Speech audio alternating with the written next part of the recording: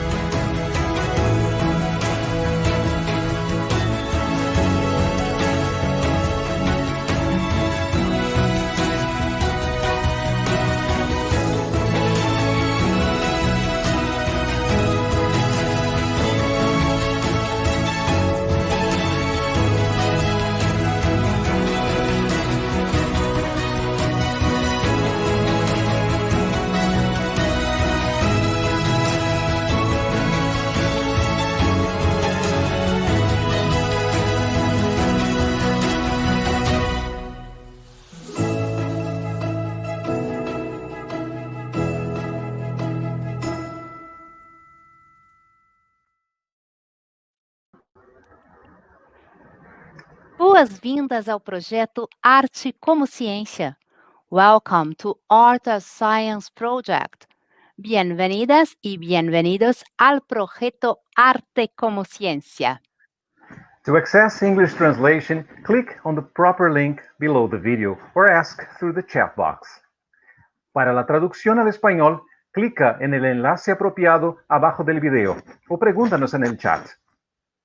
Hoje, apresentaremos a edição especial Arte para Crianças e Jovens, contando com profissionais que articulam o seu fazer artístico com reflexões sobre o papel social da arte. A realização é fruto de uma parceria entre o Arte Como Ciência e o Centro Brasileiro da Associação Internacional de Teatro para a Infância e Juventude, CBTIG, ASSITEJ, e conta com a participação de nações localizadas em todas as curvas do mundo. O encontro de hoje tem a colaboração direta de 8 países: Brasil, sede oficial do projeto, Argentina, México, Estados Unidos, Nigéria, Moçambique e Índia, onde estão as pessoas entrevistadas, e Noruega, onde a nossa mediadora, a pesquisadora e artista Viviane Jugueiro, realiza pós-doutorado sobre artes cênicas para a primeira infância na Faculdade de Arte e Educação da Universidade de Stavanger. Sim, a temática de hoje é um assunto central não somente para mim, mas para toda a equipe do Arte Como Ciência, seja na área do audiovisual, como a coordenadora técnica Daniela Israel, ou no campo da divulgação, como a assessora de imprensa Simone Lerch. Já Cleiton Echeveste, colega dramaturgo, coordenador de assuntos da infância e de tradução solidária no Arte Como Ciência, é também presidente do Conselho de Administração do CBTIG ASSITEJ Brasil. E do CBTIG ASSITEJ Brasil, agradeço a toda a equipe técnica e as pessoas convidadas, bem como a todo o público que acompanha nosso trabalho e as instituições que o apoiam. Eu relembro que o nosso encontro de hoje é multicultural e plurilinguístico. Por isso, recomendo que acompanhem as salas de tradução, mantendo câmeras e microfones desligados sempre que necessário. Além disso, deixem suas curtidas, inscrevam-se no canal e utilizem o chat para mandar perguntas e comentários. Boas reflexões! O Arte Como Ciência foi criado com base no entendimento de que todos os campos do conhecimento estão conectados por colaborações e tensões que geram a complexidade da vida. Nesse sentido, compreendemos que o acesso à arte e à educação estética são essenciais para a formação humana. A arte para crianças e jovens vincula conhecimentos artísticos, especificidades comunicativas e as realidades dos distintos contextos. É sobre esses três aspectos que cada profissional vai conversar hoje com a gente. A primeira convidada é brasileira, mas fala conosco diretamente do México. Clarissa Malheiros é atriz, criadora cênica e co-diretora do La Máquina de Teatro, da Cidade do México. Seja bem-vinda, Clarissa. Muito obrigada, boa tarde, buenas tardes, good afternoon, gracias. Obrigada por aceitar o convite do projeto Arte Como Ciência. Na arte para crianças e jovens, as particularidades de cada criação estão associadas às singularidades de cada contexto e às especificidades comunicativas do público-alvo. Como tu refletes sobre essas questões no teu trabalho artístico?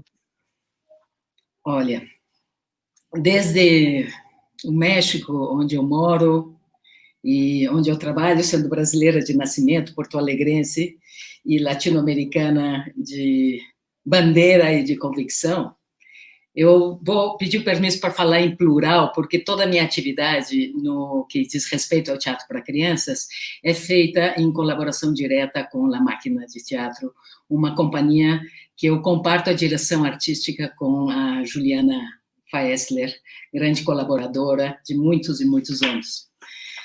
Como companhia de teatro, para começar a contextualizar essa pergunta, estamos num processo de grande transformação e estamos usando outros meios de comunicação, justamente para atender as comunidades através das plataformas que agora elas estão disponíveis, Hoje em dia, a companhia Máquina de Teatro, ela se define mais que nada, como um coletivo que busca, através das artes cênicas, criar um diálogo com a infância, um diálogo verdadeiro, através dessa interação direta, abrindo um espaço mais que nada para o bem-estar, para o exercício da imaginação, para o movimento dos corpos, que é uma coisa muito importante nesse momento na infância e como estamos vivendo essa questão da pandemia, e criando laços afetivos com os personagens, com os mundos criados e tentativamente com a realidade, Reflexionamos e nos ativamos muito a partir desse reconhecimento que a nossa sociedade não está sendo capaz de atender as crianças, e propor atividades que conduzcam a uma formação de valores, agora mais que nunca, obsoletos, e formação de valores necessários para que podamos imaginar-nos com um futuro mais digno para todos.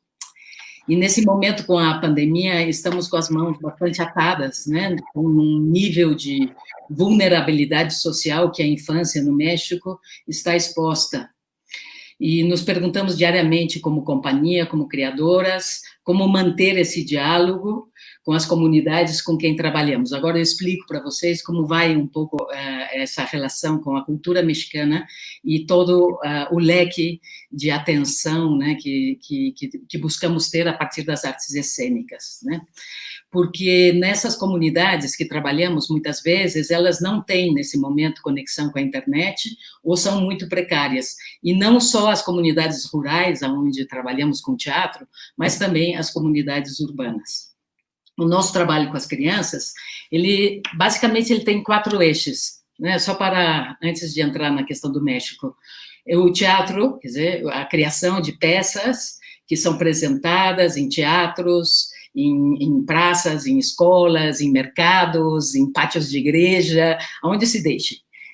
Somos uma companhia todo-terreno, 4x4, assim que temos uma presença muito forte no teatro institucional, mas também buscamos ampliar isso em todos os lugares. Depois, o teatro comunitário, que é um projeto que coordena a Juliana, onde se trabalha nas comunidades rurais, principalmente, com as crianças e com as senhoras, num trabalho que gera também obras de teatro, oficinas, e tem como objetivo um trabalho mais holístico, quer dizer, melhorar a qualidade de vida das pessoas, o seu bem-estar, Depois tem o teatro que fazemos, que no Brasil chamaríamos a periferia urbana. Aqui também é uma espécie de periferia urbana, mas mais que nada é um trabalho no que se chama, na Cidade do México, os bairros bravos, quer dizer, são crianças que estão expostas também a uma situação de marginalização, porque os seus pais e mães trabalham como vendedores ambulantes, como nos mercados, quer dizer, as crianças vivem jornadas de trabalho muito largas. E também a organização e a condução do que chamamos a Mostra de Teatro de Educação Primária, que conduzimos desde a máquina de teatro, conduzida por Mônica Juárez, outra membro da máquina, e que trabalhamos diretamente com outras instituições governamentais ou não, né, também privadas, para fazer e expor o teatro feito pelas crianças, né, feito propriamente pelas crianças. E, para contextualizar, a máquina de teatro é um coletivo que tem como 23 anos de contínua produção, né, de espetáculos, muitos deles originais, quer dizer, partimos de uma ideia, trabalhamos em um coletivo, escrevemos a obra, hacemos a produção, fabricamos nossos bonecos, nossos títeres, nossas máscaras, tentamos baixar sempre os custos da produção, nunca denigrando, evidentemente, a qualidade estética, né? Também implantamos hortas, cuidamos do nosso jardim, temos um lugar de ensaio, um taller, uma bodega, tudo que é necessário para o funcionamento de uma companhia como a nossa. Então, enfocamos nosso trabalho com as crianças desde uma perspectiva feminina, né, basicamente. E nos importa muito as questões ambientalistas, porque é o futuro, né, dessas crianças. E também antiespecista. Aí sim, abogamos sempre em nossas obras pelos direitos dos animais, o direito à vida, sim, e à sustentabilidade. Assim que esse projeto, que faz parte do Teatro para Crianças, se chama Máquina Verde, né? E ela atua em diferentes comunidades aqui no México. E buscamos sempre, seja nas obras, seja onde, priorizar o diálogo, também no nosso processo de criação e gestão, né, fazendo uma espécie de criação de consciência, né, através da realidade muito específica aqui do México, né, como você botou a pergunta, porque o México é um país com uma cultura muito profunda. Quando eu cheguei para trabalhar aqui, eu fui descobrindo esse olhar, né, particular dessa cultura sobre a vida e também sobre a morte, né? Os seus valores, a sua história, a sua gentileza e, obviamente, também a sua violência. E, para definir isso, sabe que eu gostaria de compartilhar com vocês uma frase do Antonin Artaud, né, um ser de teatro muito importante para quem não saiba. Ele veio a México, né, em 1933, passou um período acá, e ele dizia: México é um espaço teatral aberto porque a sua mitologia é aberta. E o México de hoje, como o de ontem, também possui forças abertas. É o único lugar sobre a Terra que propõe uma vida oculta e propõe na superfície da vida. Essa é uma relação com a história do México que eu acho que é muito bonita e que sempre tem que ser tomada em conta na relação com as crianças. Portanto, dependendo se a gente faz teatro, na terra de uma comunidade não urbana, isso implica sempre em saber com que cultura estamos dialogando, sim? E com que antepassados e também com que tradição. E aí eu me coloco essa pergunta, exatamente como dialogar com as crianças desde essas diferenças, características culturais. E aqui, primeiro, eu acho que no México, reconhecendo a diversidade linguística do país, é um país que fala muitas línguas, né, as suas características como sociedade latino-americana, de todas as desigualdades de oportunidades em termos de educação, acesso à saúde, saneamento, enfim, as oportunidades da vida, de uma vida digna, aqui sempre são um tema e que buscamos dialogar, né? E nossas obras, nossas peças, né, muitas das nossas ações sociais, porque eu creio que trabalhar com a infância é fazer ações sociais, são criadas, na maioria das vezes, desde o coletivo, né? Como eu expliquei para vocês. E não só tratando esses temas, né, como a imigração, por exemplo, que é outro tema muito importante a ser tratado no México, sobretudo com as comunidades não urbanas, mas também as comunidades urbanas, os direitos dos animais, o mundo vegetal, a sustentabilidade, as meninas e as mulheres como agentes protagonistas da vida social, também desta sociedade, não?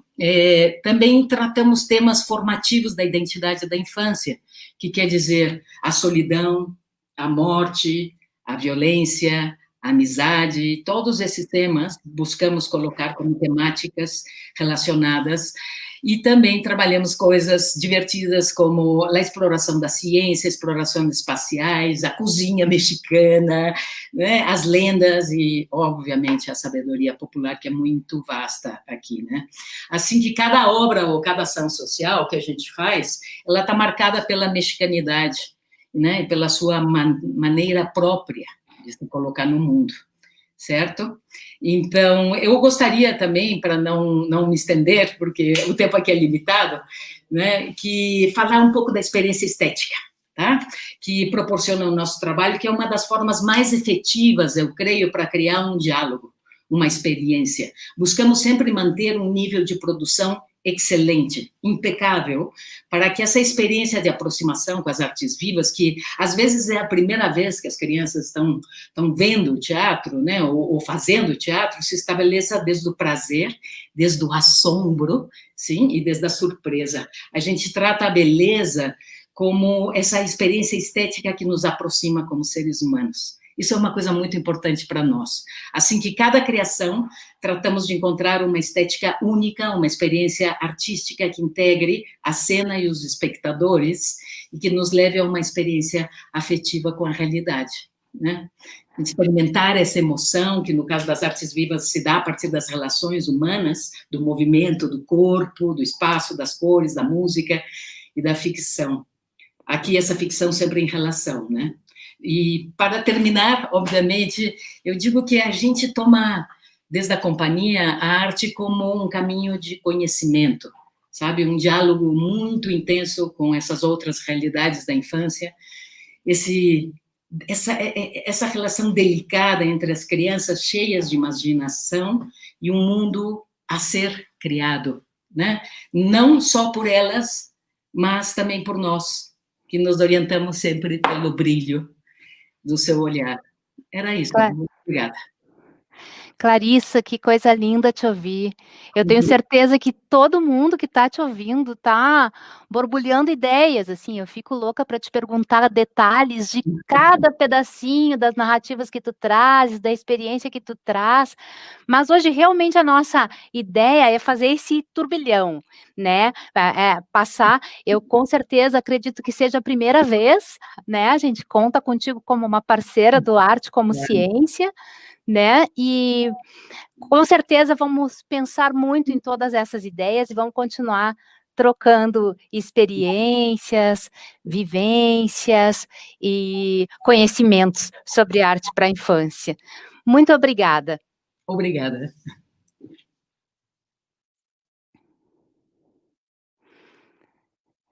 Agora, as nossas próximas entrevistas vão ser em inglês. Então, por favor, eu peço que vocês acessem o link que está aqui embaixo na descrição do vídeo, para entrar na sala de tradução. Our next guest is a North American artist.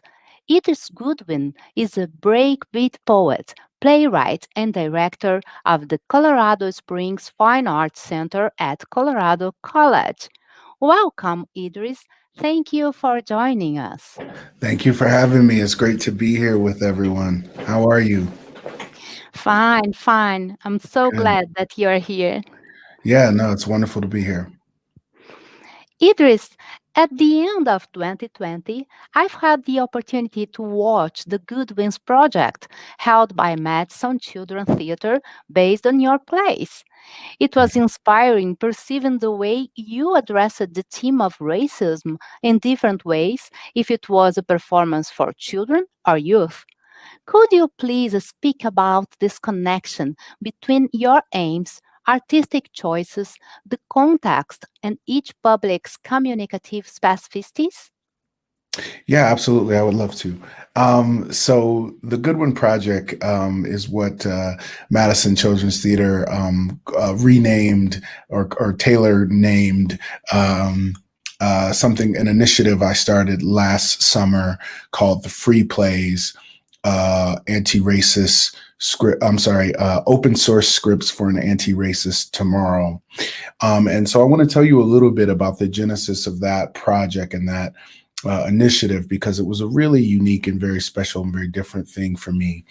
So I'm going to share with you just an excerpt of an article that I published back in early December, which sort of really breaks down the process of doing this. And before I do this, I just want to show you a quick visual. This is just a picture of some of the different all virtual productions that we had, multi-generational, across the nation of the place. So I start with talking about something known as what we call shape notes. And shape notes were created to translate sheet music from orchestras and symphonies to more public everyday use in religious communities. This allowed for social singing, for choir directors and pianists to lead their congregation in song, with opportunities for everyone to join in. In the arts, we talk a lot about access and removing barriers to artistic experiences, but oftentimes that phrase translates to subsidized tickets or free tickets. But I believe access can also mean that we're being more inclusive in the participation in the art itself. Shape notes in this conversation are connected to the process of writing and sharing Free Play, my collection of open source scripts I released with TYA USA online this past summer. So a few months back, I was living in Louisville, Kentucky, and my son's school had just reverted to fully online due to COVID-19. Now, all of us, me, my wife, my mother-in-law, and my then 7-year-old and a brand new baby, were inside the house. And for the past 8 years as a professional playwright, the dominant paradigm of theater production positioned me as a writing specialist who only concerned himself with the script of the play, not with its distribution or its impact. And in this system, the mode of distribution is one where patrons purchase tickets from a theater, sit in the dark watching the action for 90 to 120 minutes. And when it comes to creating new plays, there is the tried and trusted approach within this paradigm that comes with its own set of specialists who function as a development team. However, as theaters began to request Zoom-ready plays, short plays that could be performed and shared online, this paradigm fell away and my family became my production team. So in April of 2020, I wrote a piece for Kennedy Center out of DC, their Play at Home program. I had a play I wrote called A Dinner Theater, which was literally workshopped around my dinner table with my family. And in the years of overlap between growing my family and working as a playwright, I had never worked like this before. It was powerful and truly felt like the family business. Now, after the triple blow of deaths of Breonna Taylor, Ahmaud Arbery, and George Floyd, the protests began and the Black Lives Matter signs began to sprout out in people's yards, and a lot of questions from my older son. As you can imagine, trying to explain these events to a child, watching their energy shift, watching them deflate, is a parenting experience that no one can prepare you for. But I believe that through the arts, we can try and make the conversation easier. Never easy, but easier. And somewhere between these dual pandemics, a light bulb went off. I had an idea. Now, I had written 2 earlier plays, #Matter and Black Flag, that were written in the wake of Eric Garner, Trayvon Martin, and Mike Brown across 2014, 2015, 2016.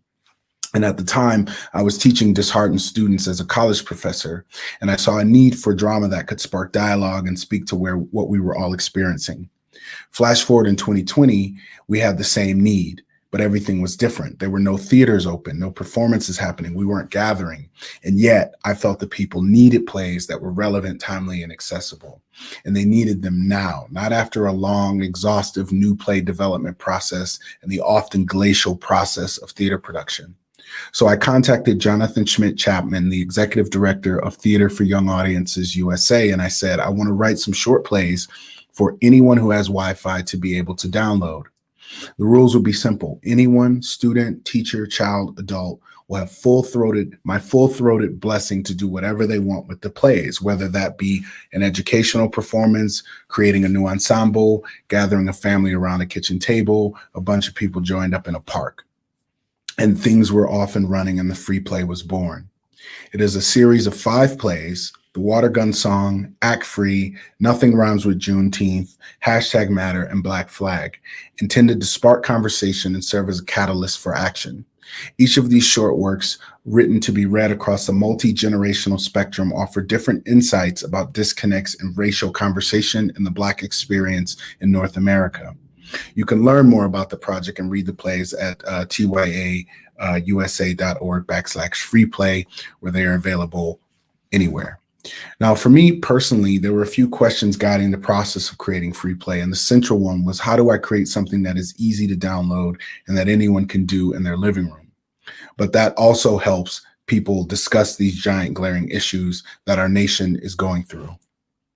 I began to emphasize the work less and instead focus more on the model, being a commissioned playwright on a formal new play. Of course, this work has taught me a lot, and I'm grateful that I have a career, but I found that this moment of pandemic and uprising has required a different artistic skill set, one that I haven't accessed in a long time. So it's now January 2021. In the 6 months since we released Free Play, the scripts have been presented by entities ranging from Dallas Children's Theater to the Young People's Theater in Toronto to educational divisions of healthcare providers like Kaiser Permanente. Many academic institutions have found use for them as well, and in cases, brand new social justice theater collectives have been founded to perform the plays. Free play, as the title suggests, is free to the public, available to anyone with Wi-Fi. If we are making theater that belongs to the people, then we also need to assess it with the same values and goals with which it was created. With that in mind, I'm less interested in assessing if we achieved our desired outcomes, but I'm more interested in the reach. So, one of the big questions that we're asking now is how do we get this work out to communities where they don't have Wi-Fi access or they don't have internet access, right? That's a big one. Also, a question is what are the conversations that involve race that are not being addressed in these 5 plays? And so the other question is, how do we create curriculum to facilitate the writing across different communities as well?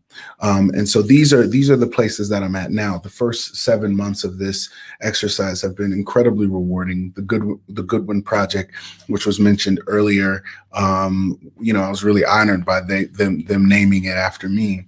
And so right now I'm trying to really understand the communities that are using the plays, finding use for the plays, and seeing what opportunities are still there.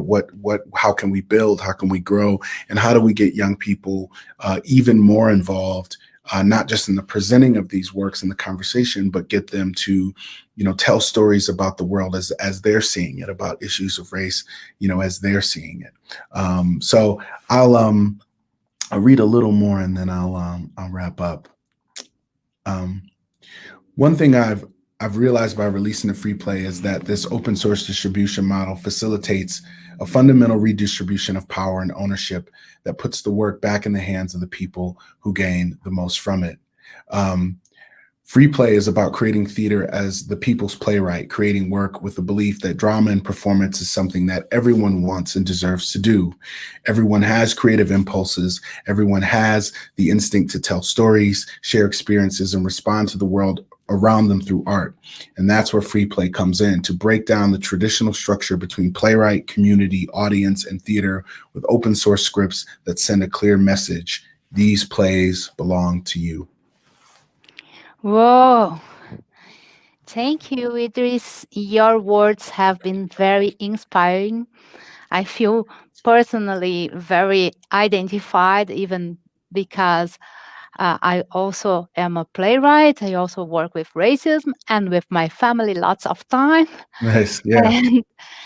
As I told to Clarissa, it is the beginning of our conversation. We hope we still do lots of things together and continue connected. So probably people are going to stay thinking about it and researching about your work. So thank you very much. Oh, thank you. It was a pleasure. Thanks for having me.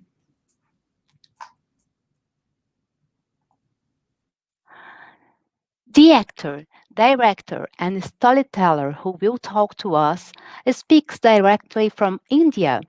Imran Khan, besides being an artist, was a member of ASSITEJ Executive Committee and is the director of Theatre Eye Entertainment Trust and director and founder of Pitara International Theatre for Young Audiences Festival. Welcome, Imran. Thank you for your partnership. Thank you very much for inviting me and giving me this opportunity to speak to so many people. And I'm so glad sharing ties with all you lovely people. And more importantly, my mother from another continent, María Inés Falconi. I'm so glad to be here, and I'm super excited to speak about it. Though it's almost midnight in my country, but I feel completely energized, and that's art. That's the science of art, and I'm so glad. We are also very glad to count on you. Thank you very much. And Imran, you have experience both as an artist as a cultural manager. How do you reflect upon and deal with the relationship between the children's communicative specificities and the artistic creation in different contexts? Yeah. Let me start. I've been very, very fascinated by this fact of the specificities of working with children. And of course, the science. If we look at the history of the creation of the life, before the science came into being, the art was already there. If you look at the history of performing art, we look at how the human was treated before the medical science came in, were these magicians who would perform magic, who would drive energy from sun, from the thunder, and they will do all these amazing magic on a body, and they will put makeup on their body with these natural things. And who were the people who are sitting there for pure entertainment? The grown-ups were there to see that, somebody's going to get cured. But there was this audience who was there who did not care about whether this person is going to get care, he's going to get cured or not. But they were there to see the amazing performance, were these children. So they were so fascinated, they were so amazed by this very fact that something is going to happen. What is science? Science is something, when something is proved, it becomes science. When it's not proved, it's miracle, or it's magic. And everybody loves that magic. It's only by the time you are able to solve the reason behind that magic, you call it science. So the magic is all around us. Ever since we are born, when we start creating sound, when we start moving our hands, start moving our body, we become artists from the very birth. Even while we are inside, in the womb of our mother, we move inside, we listen to the sound which is coming from the outside. When our mother is moving, we also feel that sensation, and we react accordingly. And that is so natural to not only human, but also to any living being, being it animals or anybody else. And that's where the idea of creating work for children arrive.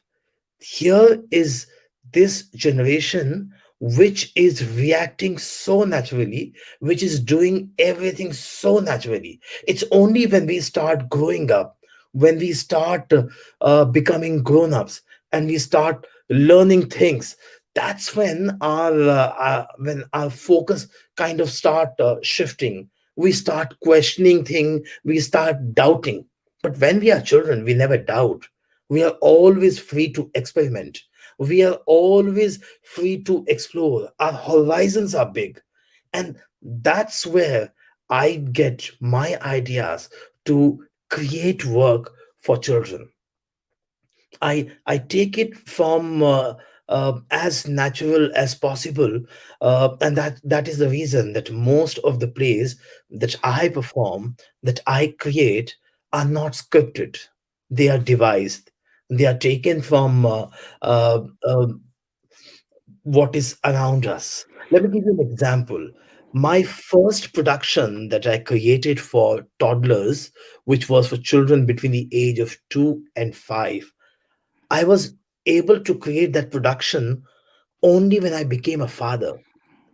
When I used to see my son at home, that how he's reacting to sound, how he's reacting to colors, how he's exploring these really random things and these abstract things. And while I'm not able to understand them, but I can see he's making a story.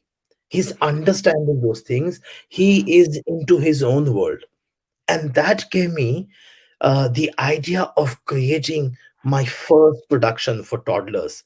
And what props I had in that production? It was all toys of my son, his books, and the utensils at home, like glasses, like bowls, which he used to use to create his work. Uh, in 2019, we initiated our first international festival. We call this festival Pitara. Pitara means a box which is full of surprises, which is full of magic, which is full of amazements, which is full of shocks, which is full of stories. What are we doing? We are inviting children to come and explore this pitara, explore this box, what all is there inside, and especially the ones which teenagers, which are now sticking themselves to their screens, and they have stopped interacting with humans. We are inviting them, and we are telling them that no, the human touch, the human connection is the best connection. One day, when we have no electricity, when we have no power, when we have no internet, we still have human. We still have them uh, talking to each other and asking questions from each other. And I think the unfortunate year that we had, which is known as the year 2020, has taught us a lot. When we had no one, when we were stuck inside our home, we started thinking the more possibilities what we can do. You know, as they say, the necessity is the mother of invention. People started inventing things. And that's what the situation of children, because they were suddenly become prisoners of their own home, that really pushed us to think that what we can do for these children, that even though they are on their screen, still they are able to watch some live entertainment, some live performances. And therefore we started developing new performances, the use of object, the use of sound, using digital gimmicks, but using them live rather than recording, so that even the fun for a performer is very much there. So it's like you have the magic of theater, that every time you go on stage, you do something new. So therefore, now that we are on screen, yet we will do something which is more spontaneous, which is full of surprise. And that should be the idea. I mean, just before me, my friend Idris has spoken about that, how he started writing scripts which people can perform at home. And the family became your team of performers, your actors. Things are happening in your living room. Things are happening in your kitchen. Things are happening in your backyard. Once again, the art proved itself that even when you are in prison, the only thing that can help you survive is the art. That is Wow. always going to be there. That is never going to die. And this art, when it's proved by means, by formulas, by examples, becomes science eventually. So we artists all over the world who are creating work for children or with children, we are the beginner scientists. And later, those who proved it, who research on it, they call themselves scientists, but we artists are also scientists. Oh, it has been fascinating watching you, seeing your passionate involvement with the team, and we definitely want to continue speaking with you. It's very nice, this approach that you bring to us. And on the other hand, it's very important to share with you that here in Art as Science, we never believe that science brings the truth. Science, you are a great science. You have just proved that. You show us your methods researching your children. You show us that you understand the difference between the children's thought and the adult's one when you show us the path of growing up. So for us, science is that, it's knowledge about art. So we are going to dialectically think about it, and we are going to dialogue with other fields also, because one of our goals is to stop some kind of ignorance that don't understand the social role of art. We are based in the idea that all the fields are connected in collaboration, not in subordination. And I think you bring us lots of great examples. We are going definitely to continue to speak with you. Thank you very much, Imran. Thank you. Thank you. Thank you. Now, straight from Nigeria, we will talk to Jerry Adehewo, writer, producer, and theater director, besides being a cultural administrator. He is the founder and artistic director of Aroha Royal Theatre in Abuja, capital of Nigeria, and Central North coordinator of the ASSITEJ Nigerian Center. Welcome, Jerry. We are very glad to count on you. Thank you. Thank you, Vivian. I'm glad to be here. I mean, it's a real honor to be in the midst of professionals, I mean, though across digital device. Thank you very much for inviting me. It's a pleasure. We are so glad to have you here. So, Jerry, you have lots of experience in different positions in Nigeria's cultural field. How do you conceive your artistic work addressed to children and youth relating to the communicative specificities, your goals, and the contextual realities? Thank you. Let me quickly start by saying, I mean, it's quite interesting that even on this platform, art has proved itself in terms of the universality of the art. We are here today talking about art as a science, and the truth remains that art encompasses different field of life. It is probably only art where you can see science, where you can see engineering, where you can see, I mean, other field of art. And so in our work in Nigeria, we started, as a professional commercial theater, if you want me to put it that way, without any intention of engaging in children theater. until about 5 years ago, after attending an international theater festival. And Jerry, excuse yep. me. Could you please turn off the translation room that is in your computer? Oh, the translation room. Okay. Yeah, we are listening to you and also to the Portuguese translation. So if you could begin again, Yes, and close. Okay? Yes, so thank you very much. We are...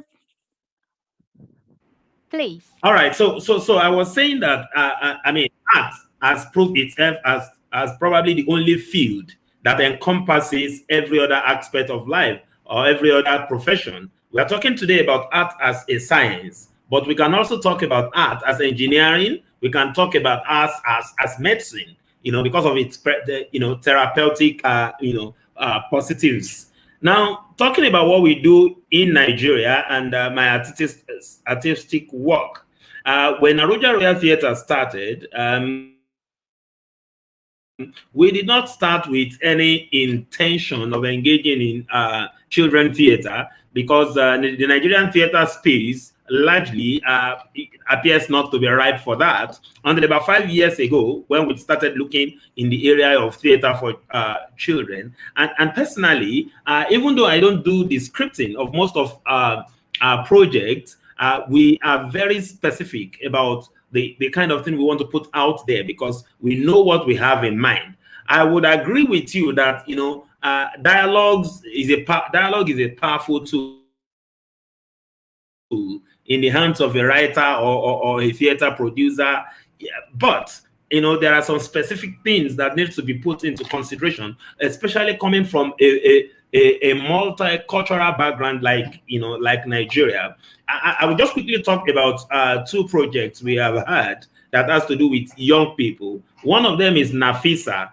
Nafisa is an advocacy production project which deals with issues of abuse of children's rights in Nigeria. Yes, we are talking to the children about this abuse, and we are at the same time talking to the policy makers. And we ask ourselves, we get to sit down to look at it. Which language do we best deploy to express our intention about what we needed to do? Because here we are not just talking to the children.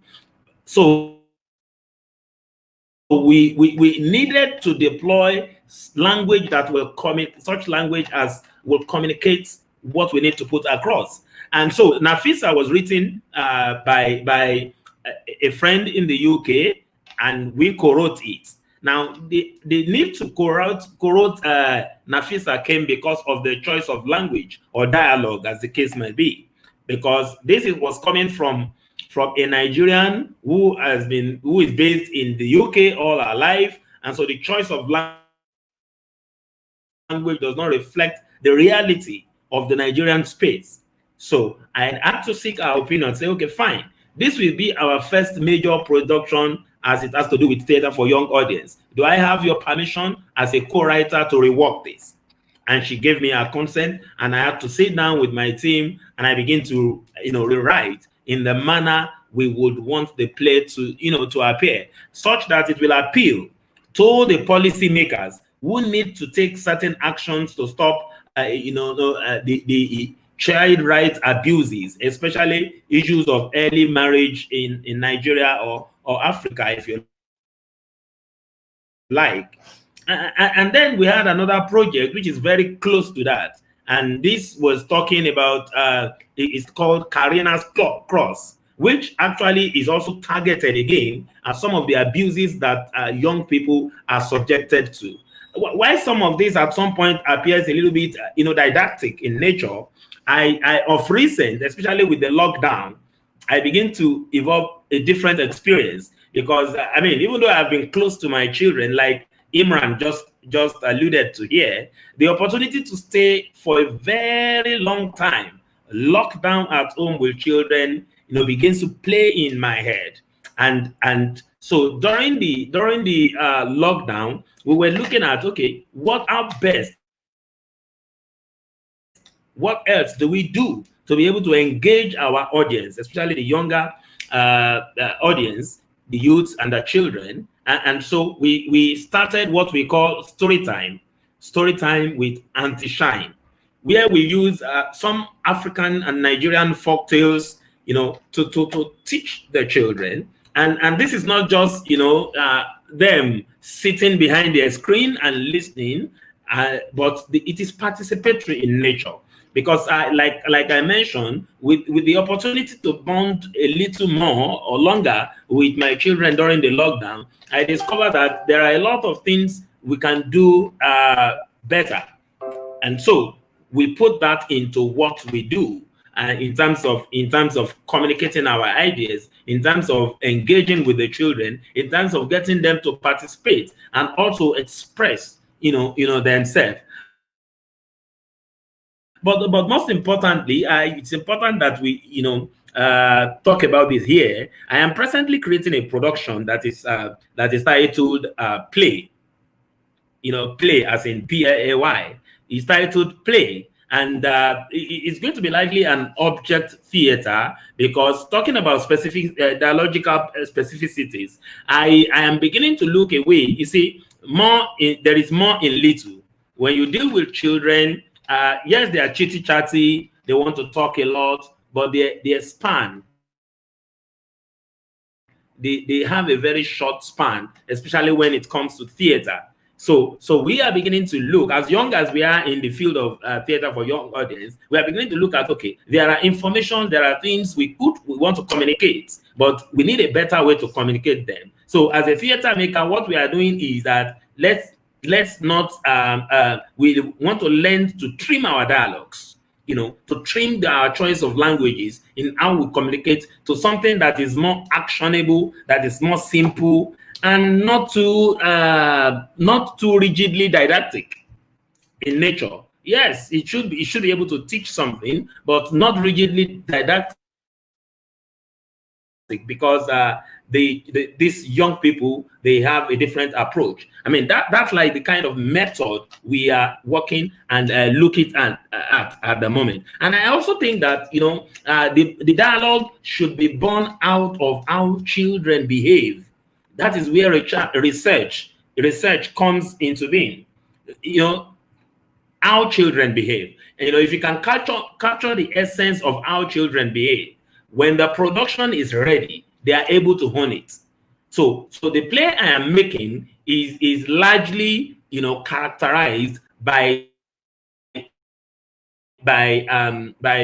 features and things that I have picked up from my own children, and that production is meant for 3 to about 6 years. It is going to be looking at issues of crisis, of survivor, and other issues, but it's going to be less didactic, because you don't deal with adults the same way you deal with children. The ability to mimic them, to do things that will appear to them, that is filled with some objects, where objects will speak to them rather than lengthy language that they probably don't even understand.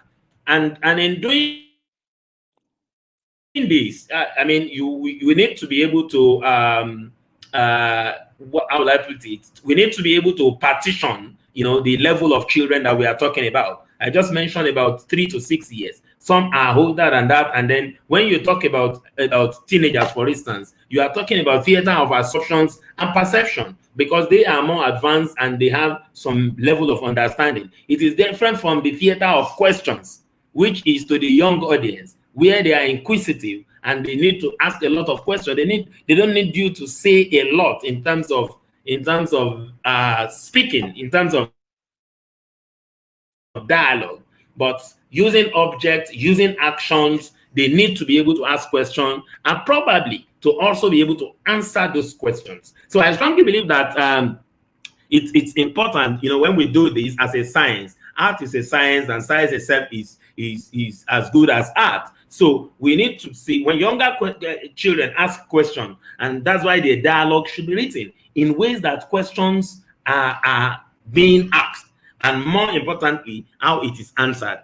So I think that, I mean, especially for us in this part of the world, a lot of our theater for young audience communicate a didactic, nature. We want to seize every opportunity to teach something, to speak something. But I think it's also good to sit back. I've listened to what a couple of persons have said here, so I have to jump some things which would have been part of what I need to say, and that, in essence, establishes the universality of the art, which is a good thing, and which is why, like we're saying here, it is a science. And I'm sure we can do a little or a lot more better. Thank you. Oh, Jerry, it was amazing listening to you. You are as good as science, and an artist. You bring us the opportunity to speak also about what we understand as dialogue. We understand in the way you told, in this very perceptive way, not always using words, as you know, on my own work, Akin, that you gave me the opportunity to share with you. So Akin has no words. But also, you talk about what I call ludic, children's ludic logic. When you talk about the way you build your place, watching the way children behave, trying to understand their way of communicating with the world. So look into their place. And it's amazing, and I am looking forward to speak with you about everything that I research in this sense, because I think you bring us lots of tips, and also this approach to these burning issues, to these difficult subjects, that you approach them with love. And you approach them in the way children can be connected and not violented to some issues they are not. Exactly. So it's really amazing, and we will definitely continue our conversation. So thank you very much for being here with us. Thank you. Great pleasure. Yeah, it's a learning curve. Thank you. Thank you. Well, our next interview will be in Spanish, so please go to the link below the video and access the room to listen to the translation. Ahora, desde Argentina, tenemos nuestra siguiente invitada. María Inés Falconi es una dramaturga dedicada al teatro para niños y jóvenes, fundadora y actual presidente de Atina ASSITEJ Argentina. María Inés es miembro honorario de ASSITEJ Internacional, habiendo sido vicepresidente de su comité ejecutivo desde el 2008 hasta el 2014. Bienvenida, María Inés. Nosotros estamos encantados de contar con tu presencia. Muchas gracias. Yo estoy muy contenta de estar acá. La verdad que es un placer estar acá, escuchar a los colegas que tanto abren las mentes, y un honor que me hayan invitado a participar. Así que muchas gracias. Nosotros estamos muy contentos de tenerte acá. María Inés, hace unos años en Buenos Aires tuve la oportunidad de ver 2 obras de teatro que escribiste y dirigiste, una para niños y otra para jóvenes. Me encantó la forma en que presentaste las 2 narrativas de modo diferente, pero con el mismo objetivo, me parece, de establecer un diálogo efectivo con la audiencia, un diálogo pluriperceptivo.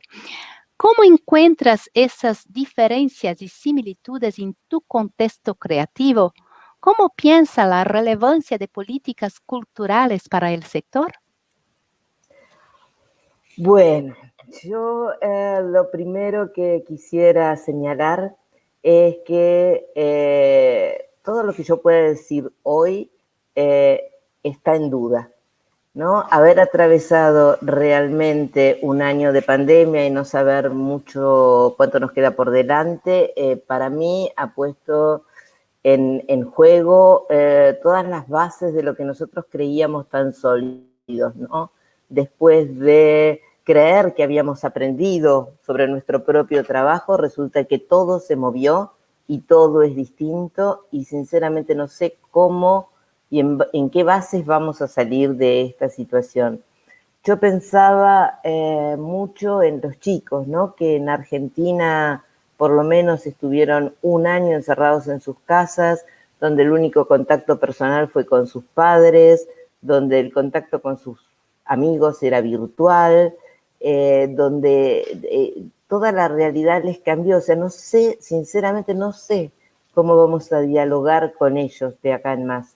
Hemos buscado, como bien decían mis colegas previos, que recursos, formas, virtualidades, la familia, los amigos, el Zoom, o sea, de seguir creando y de seguir en contacto con ellos, pero nosotros no somos los mismos y ellos no van a ser los mismos. Yo pensaba también esta sensación de que durante la pandemia el otro, que siempre era el amigo, el cómplice, el maestro, el amor, ¿no? De pronto empezó a ser el peligro. O sea, estar cerca de los otros era y sigue siendo, al menos aquí, peligroso. ¿Cuáles son las consecuencias que este pensamiento va a marcar en nuestros inconscientes, ¿no? Ver al otro como una amenaza, el signo de un año con tapabocas, con lo que eso implica en cuanto a la censura, ¿no? Porque, bueno, el taparse la boca es una imagen de no decir, de no hablar, de no comunicar. Y esto es lo que nos vinieron pidiendo durante un año con toda razonabilidad. Entonces, me parece que a partir de esta situación, todo lo que yo diga ahora está entre paréntesis, y si quieren el año que viene nos volvemos a encontrar. Hasta ahora, yo siempre pensé que el teatro para niños y jóvenes es un teatro que se define por su espectador. O sea, es un teatro para, ¿no? No es como en otros géneros, teatro del absurdo, teatro clásico, teatro de sombras, teatro de títeres. Este es para, es el espectador el que define nuestra actividad. Y al ser el espectador el que define nuestra actividad, nos exige mucho cuidado y mucha atención acerca de cómo y qué mensaje enviar. Estamos como, por un lado, limitados y por el otro lado, guiados por el nivel madurativo de ese espectador, por sus vivencias cotidianas, por lo que va a poder entender de lo que nosotros queremos decir. Entonces, cualquier mensaje tiene que ser traducido, diría yo, a ese nivel donde el receptor lo pueda entender. Si es que queremos hacer un teatro donde el espectador se emocione, donde el espectador salga del teatro siendo algo distinto a lo que entró, no solo un mero entretenimiento, porque el entretenimiento, por supuesto, no tiene edad y no necesita una comprensión profunda, es simplemente entretenimiento. Entonces, nosotros tenemos, a mí me parece, como creadores, o al menos esto es mi propia experiencia, yo no me puedo correr de tener bien presente para qué edad estoy escribiendo. Tal vez lo que Vivian refería, que era otra, chicos más chicos, tenía que ver con eso, ¿no? Que según la edad, hasta la forma se modifica. Está bastante de moda, por lo menos en mi país, algo que se llama, o que se dio en llamar, el teatro para toda la familia. El teatro para toda la familia, dicen los que así lo mencionan su propio teatro, es aquel donde el adulto también puede divertirse. Entonces, por eso lo llaman para toda la familia, suponiendo que un adulto puede no pasarla bien en un espectáculo para niños. Y sin tener en cuenta que si el espectáculo para niños es un buen espectáculo, el adulto se divierte de doble forma, o sea, se divierte por sí mismo, porque también recibe este mensaje que está recibiendo su niño, y se divierte de ver lo que le pasa al niño que llevó al teatro. Pero el teatro para toda la familia presupone que tiene que haber un guiño hacia el adulto, que no se lo puede dejar afuera de la situación teatral, y que si hay algo que, bueno, que los chicos no entienden porque fue para los adultos, y bueno, una partecita que no entendieron, ¿no? Entonces, esto desmerece, a mi criterio, lo que intentamos hacer, que es justamente dialogar con los chicos. El teatro para toda la familia, yo pensaba, ¿no? Imagínense un adolescente, 15 años, yendo con toda la familia al teatro, ¿no? Su abuelo, su hermano pequeño, su mamá, su papá. ¿Existe un teatro abarcativo de todas esas edades? ¿Quién se queda afuera de esa situación? Porque si el adolescente se divierte, seguro que el abuelo no entiende, o el pequeño se aburre, o no hay una edad única, pero hay una edad base para que nuestro mensaje llegue a donde queremos que llegue, ¿no? Una edad mínima a partir de la cual se puede entender. No es lo mismo, a mi criterio, escribir para adolescentes que escribir para niños de 3 años. Y no tienen los mismos gustos, no tienen la misma vivencia, ni experiencia, ni comprensión del mundo. Insisto yo en esto, ¿no? Que tengo la sensación de que va siendo como un criterio dejado de lado en función de esta globalización del teatro, más que nada apoyada en ciertos criterios, casi les diría muchas veces económicos, ¿no? O sea, presentar una obra de teatro para toda la familia a lo mejor implica una mejor programación en una sala o una mejor aceptación de parte de los adultos, cuando en definitiva, a lo mejor si vamos, el teatro es para niños y no es para toda la familia. Me cuestiono a mí misma frente a esta postura, porque yo pienso que si a mí me dicen cómo es la vida de un chico, no está tan seleccionada. O sea, un chico en la vida se encuentra con todo, con la mayor de las diversidades, y cuanto más diverso los estímulos que reciba, muchísimo mejor. No tiene una vida tan prolijita, limpita, la vida de los de 3, la vida de los de 5, la vida de los de 12. Pero a la hora de sentarme a crear es para mí como sumamente importante saber hacia quién me estoy dirigiendo. Mis colegas que hablaron antes plantearon, en 3 casos plantearon situaciones familiares, ¿no? Y yo me sumaría a eso, porque muchas veces los temas y las historias tienen su origen en alguna situación familiar o en algún personaje de la familia. Y esto me parece que es porque justamente esa referencia real del niño al que conocemos muy bien nos da el punto exacto de a quién nos estamos dirigiendo, de cómo tenemos que hablarle para que nos entienda, ¿no? Este contacto con niños, no importa cuál sea el ámbito, la familia, la escuela, los deportes, para mí es lo que nos da la pauta de cómo manejar la comunicación con ellos.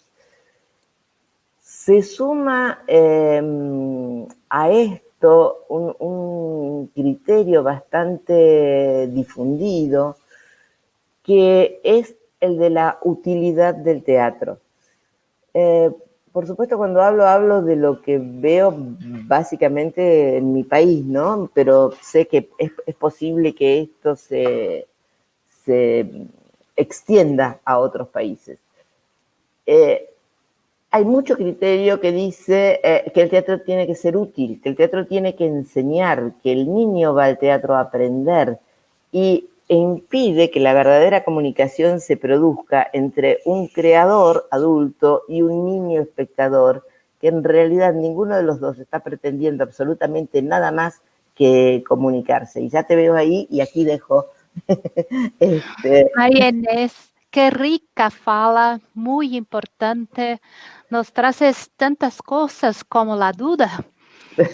Qué bueno traer eso, porque necesitamos de la duda para seguir reflexionando, para seguir hablando con conocimiento, pero principalmente con amor, con esta voluntad de trocar percepciones, encontrar nuevos caminos que puedan ser con este fervor que presentas, con esta voluntad de hablar con los niños. Y también pienso que traes tantas cosas buenas para discutirnos por mucho tiempo, como esa voluntad de cómo trabajar con las especificidades del teatro, ¿sí? Pero no subordinarlo a otros conocimientos, porque el teatro es conocimiento. Entonces, ¿cómo vamos a pensar en esta especificidad, en esta actitud, y quizá esa utilidad, pero no como subordinación, sí como sus propias composiciones, sus propias características? También traes la discusión sobre el teatro transversal, que sería ese teatro que trae signos que pueden dialogar de una manera con niños y de otra manera con adultos, mas también el cuestionamiento de que muchas veces eso es dicho y no es hecho. Entonces, es maravilloso escucharte. Fico escuchándote, recordando las piezas que asistí, que hiciste. Queremos mucho que continúes con nosotros. Muchas gracias. Así será. Muchísimas gracias a ustedes por escuchar. Gracias. Y ahora volvemos a hablar portugués. Entonces, por favor, el enlace por la sala de traducción está abajo del vídeo en la descripción. O último convidado de hoje conversa com a gente direto de Moçambique. Eu me refiro ao ator, performer e dramaturgo Yuck Miranda, que se dedica a pesquisas voltadas ao teatro para crianças, relacionando as temáticas LGBTQ+, e de igualdade de gênero. Em 2019, no encontro artístico da ASSITEJ, aqui na Noruega, fez parte do programa Next Generation. Oi, Yuck, seja bem-vindo. Muito grato, Viviane. Quero também cumprimentar a todo o painel e vamos conversar. Certamente. Yuck, tu tens enfocado assuntos urgentes nos teus trabalhos para crianças, algo que eu, particularmente, sempre abordo em minhas criações artísticas e nas minhas reflexões. Como que tu refletes sobre a abordagem dessas questões em relação às especificidades comunicativas infantis? De que forma tu refletes sobre as conexões entre tuas opções artísticas, as elaborações infantis e o contexto em que trabalhas? Eu, na verdade, sempre penso que, como artista, tenho um formato bem específico, que é provocar sempre reflexões, seja no teatro para adultos, seja no teatro para crianças. E acho que é importante trazer muito cedo conteúdos que sejam sociais para que as crianças também possam refletir sobre elas. E uma das coisas que eu vejo, por exemplo, em Moçambique e em alguns outros países também, é que hoje o teatro para crianças virou um mercado. Porque há um público, há quem consome, há quem compra, mas ao mesmo tempo há uma ideia de como eu, como adulto, penso que a criança tem de pensar ou tem de viver. Então, eu castro essa mesma criança de ser um ser livre, de ser um ser que tenha opinião, de ser um ser que possa refletir sobre os vários temas sociais que existem. Então, dentro do meu trabalho, eu procuro sempre trazer, dentro das performances infanto-juvenis, tudo que eu possa discutir, mesmo de teatro com adulto. Porque eu acho que a criança é um público muito honesto, muito sincero e, acima de tudo, também tem uma opinião. Então, eu procuro trazer narrativas LGBTs dentro das performances infanto-juvenis. Tento trazer questões como questões ambientais também, as questões ligadas à igualdade de gênero e outras várias questões que precisam de ser refletidas, e quanto mais cedo forem refletidas, melhor ainda.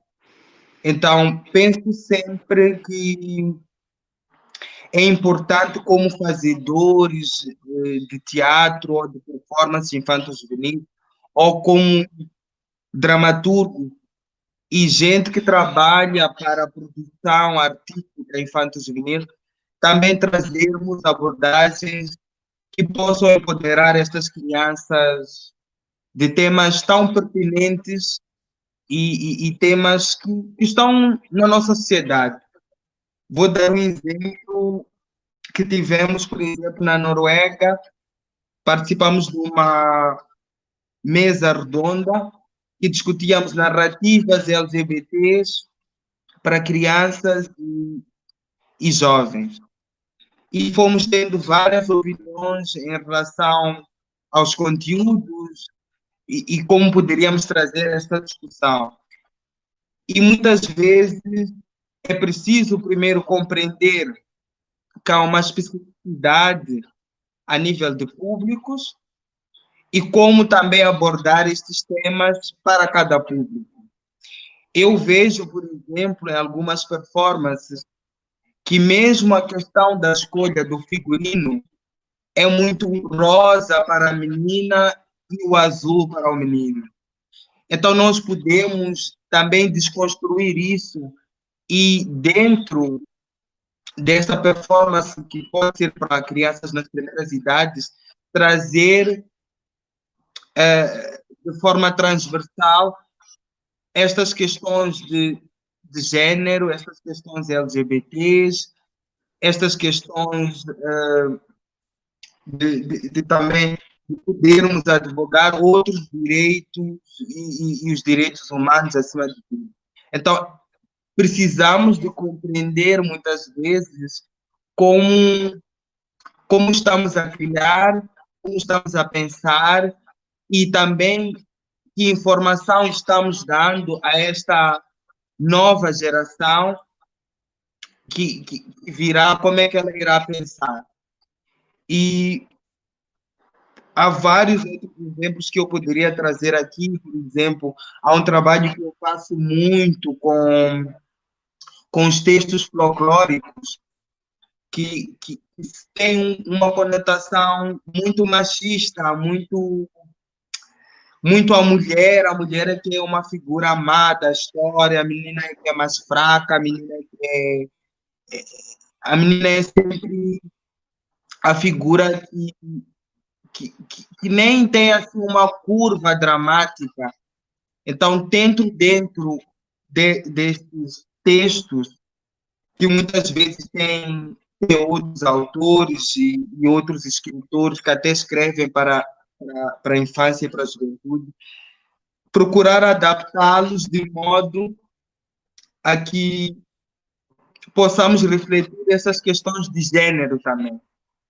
Como é que a menina está colocada lá, como é que nós podemos mudar e como é que podemos adaptar esta narrativa e como é que podemos construir, acima de tudo, outras narrativas. Uma narrativa que possa ter outro horizonte, outra narrativa que possa dar também à audiência, acima de tudo, uma outra perspectiva. E isto tem muito a ver até conversas que eu tenho, às vezes, com os pais e também com as crianças. Uma vez uma mãe confessou-me que era tão engraçado que não é nada engraçado, que ela, muito nova, já por ver algumas performances infanto-juvenis, já percebia o quão ser menina era tão perigoso. Porque a menina era má, a menina que sofria, a menina que tinha toda a história e todo o peso que, que, que acima de tudo, não tinha assim, uma história que a superasse. E ela cresceu com essa crença. Então, será que é este tipo de narrativas que queremos continuar a perpetuar ou queremos construir outras narrativas? E, acima de tudo, acho que é muito importante conectarmos à audiência. Como é que as minhas crianças pensam? Como é que o meu público pensa? Que opinião ela tem em relação ao conteúdo que eu quero trazer? Houve um projeto que eu fui fazer na ilha de Moçambique e que é um bocado distante da cidade onde eu vivo, e lá há muitas crianças e são crianças que vivem com alguma dificuldade na zona onde vivem. E fui fazer um projeto que se chamava Lixo Arte, porque a ilha de Moçambique é considerada um dos patrimônios mundiais, é um dos lugares que é recomendado para visitar, mas há neste momento muitos cacos, os turistas jogam muito lixo nas praias, as praias começam a ficar completamente sujas. Então fomos fazer um projeto que se chamava Lixo Arte, que foi capacitar os grupos locais para que pudessem trabalhar com crianças, e a partir do lixo que nós encontrávamos na ilha de Moçambique e naquela região, nós fomos construindo algumas performances, e estas performances depois foram apresentadas para aquelas crianças que viviam naquela localidade. E uma das coisas que eu percebi ao fazer o projeto, porque elas pagavam o ingresso doando-nos o lixo que encontravam na praia, assim que elas pagavam o ingresso, elas eram tão conscientes, com 5, 6 anos, de como o lixo se propagava na ilha de Moçambique. E naquele momento foi tão importante para mim e também para os performers e os atores que fizeram o projeto, compreender que as crianças já eram tão conscientes de que o lixo se propagava quando se faziam os festivais na ilha de Moçambique, quando se faziam as festas, e como os adultos que vivem na ilha de Moçambique não cuidavam do lixo, o turista também chegava à ilha e sujava porque achava que era normal. Então, precisamos, acima de tudo, também compreender que as crianças têm uma opinião e, às vezes, não precisamos de as dá-la tudo de bandeja, mas precisamos de provocar uma reflexão nelas e, acima de tudo, poder discutir com elas o que estamos a propor ser discutido e provocado para construir uma nova geração. Yuck, que coisa linda te ouvir, que bacana essa tua experiência, fundamental tu trazer essa questão de trabalhar com assuntos urgentes, com a infância, ao mesmo tempo respeitando o modo da criança dialogar com o mundo. Tu traz isso de uma maneira muito sensível, falando, por exemplo, de como a representatividade, ela constrói formas de perceber o mundo, né? Então, como a gente apresentar novos referenciais, como a gente desconstruir estereótipos de gênero, como a gente ter diversidade racial, é fundamental na formação das crianças, nem sempre colocando isso em discursos, digamos assim, dogmáticos, discursos que vão falar sobre esses assuntos de uma forma didática, digamos assim. Muito mais importante essa construção pluriperceptiva, essa construção emocional que tu traz. Parabéns pelo teu trabalho, que bacana isso, a gente poder sempre pensar na criança com as suas especificidades, como um ser social que atua, que precisa de respeito, que precisa de voz dentro da sua forma comunicativa. Lindo isso, queremos muito, Yuck, continuar contigo, conversando, dialogando, conhecendo mais o teu trabalho. Esse, com Muito grato. certeza. Muito obrigada, Yuck. Eu não vou deixar tu sair, eu vou te deixar aqui comigo. Tu vai ficar, tu nem sabia, mas tu vai ficar aqui comigo mais um pouquinho, tá? Porque agora, daqui a pouco, a gente vai chamar todo mundo de volta. E esse, com certeza, foi um encontro muito rico e trouxe muitos aspectos para refletirmos e aprofundarmos. Agora, a gente vai convidar as pessoas todas entrevistadas para voltarem aqui e para fazerem as suas considerações finais. Então, vai ser um momento que vai ter diversos idiomas, então acessem as salas de tradução. Now, we are going to invite everybody to come back, so please access the translation room. Ahora vamos a invitar a todos para volverem a decir sus consideraciones finales. Entonces, acesen las salas de traducción, por favor. So, everybody back? Cada pessoa pode falar no seu idioma. Feel free to speak in your own language and say your final considerations. Habla como que quiera. Quem sabe começamos com a Clarissa. Tá bom. Ok. Oh, so just wait a minute. Please, someone has the translation. You need to turn off the sound. Falem como quiserem. Okay, we need to turn off the sound of the translation room. Ok. Ok. Então, Obrigada. Clarissa? É uma maravilha poder escutar tantas experiências, né? E sem dúvida nenhuma, como diz a María Inés, é um momento muito...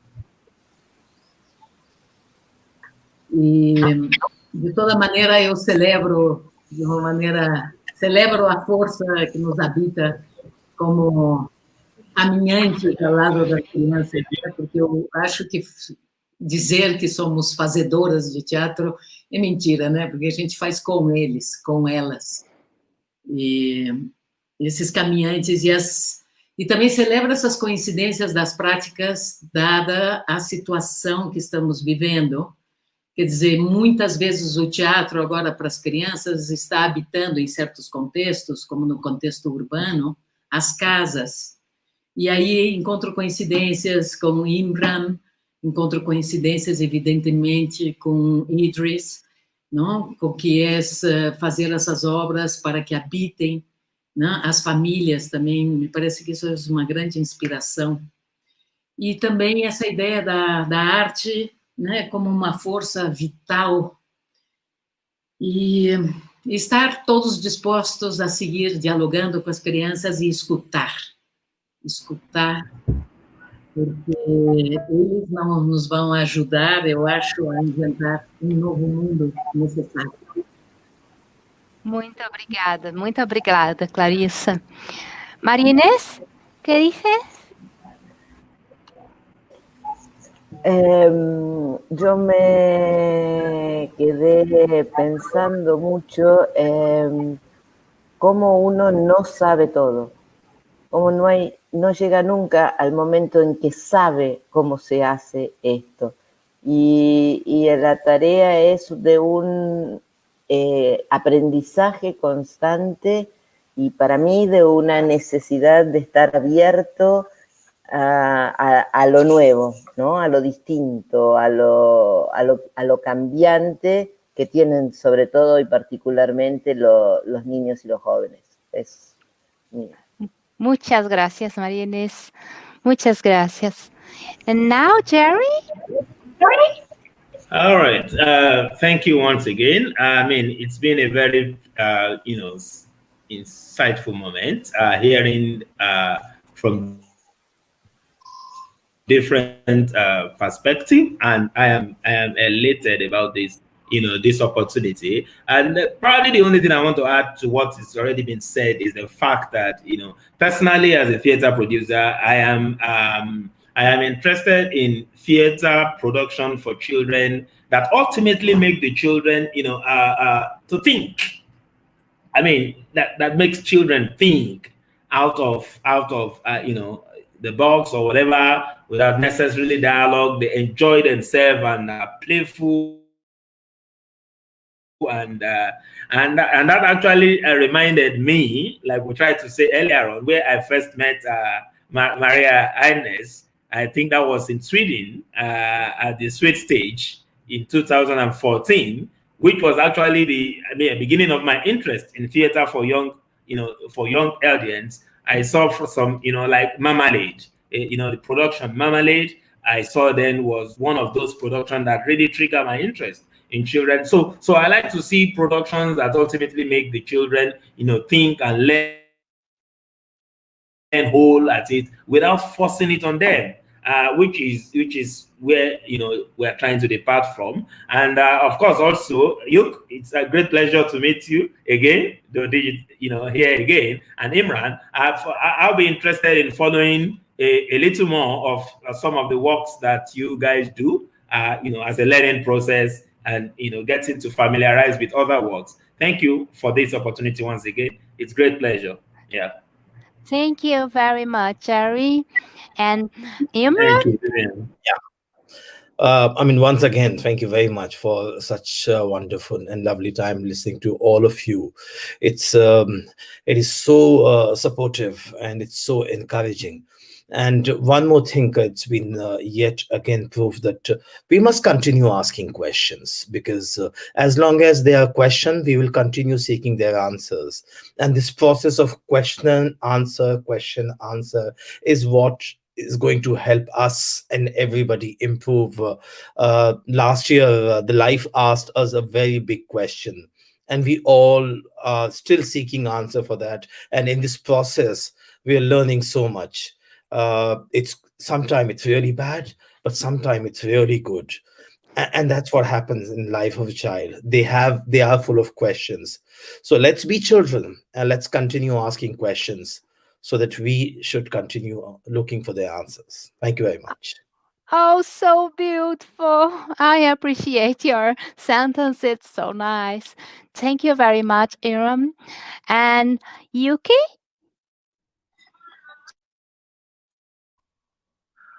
Mais uma vez, quero agradecer por este convite, quero agradecer também ao painel por estas brilhantes apresentações e por todos os temas que trouxeram.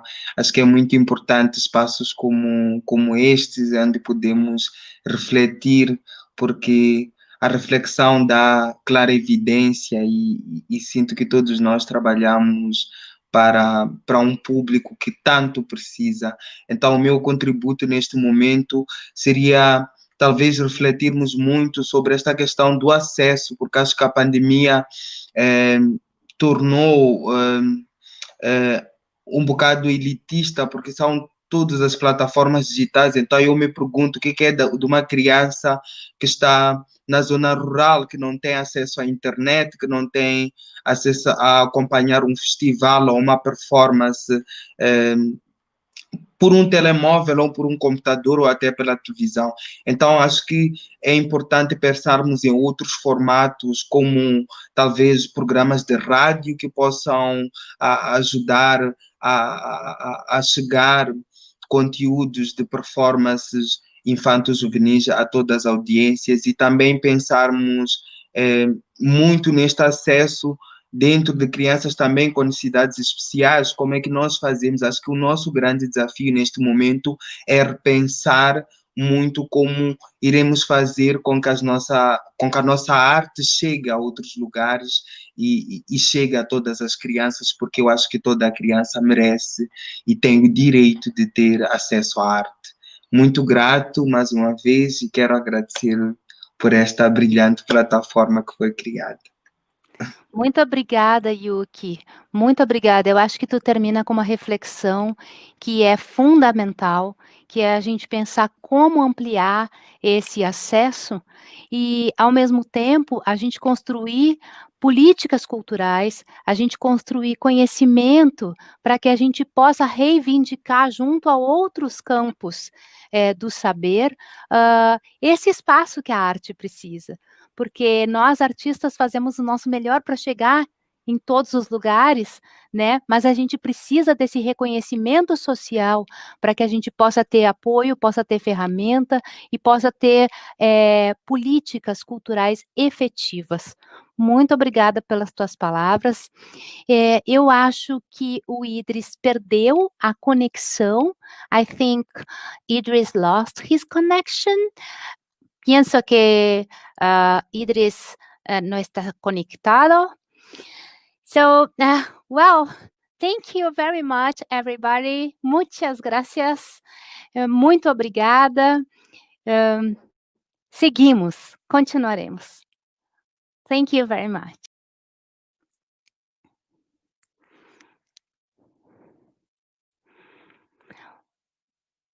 O Arte como Ciência não tem a intenção de apresentar respostas definitivas, mas sim de buscar caminhos de reflexão embasados em conhecimentos sobre a especificidade do fazer artístico. No caso de hoje, o fazer artístico para crianças. Junto com o CBTIG e a ASSITEJ. Outras ações, em parceria com a Rede Ibero-Americana da ASSITEJ, já estão sendo planejadas. Além disso, as entrevistas mensais continuam. E lembrem-se que essas lives elas ficam gravadas aqui no canal. Então dá para assistir, dá para compartilhar, dá para ver de novo e passar para as pessoas. E em fevereiro, o nosso convidado será o cubano Luvel Garcia Leiva, e em março receberemos Melissa Ferreira, pesquisadores de pós-doutorado que enfocam as relações entre teatro e infância em suas investigações. Então convidamos vocês a acompanharem agora os créditos finais para conhecerem a nossa equipe e lembrem-se sempre que todos os comentários são muito bem-vindos para aprimorarmos o nosso trabalho. Goodbye, hasta luego. Tchau, au revoir, ha de bra.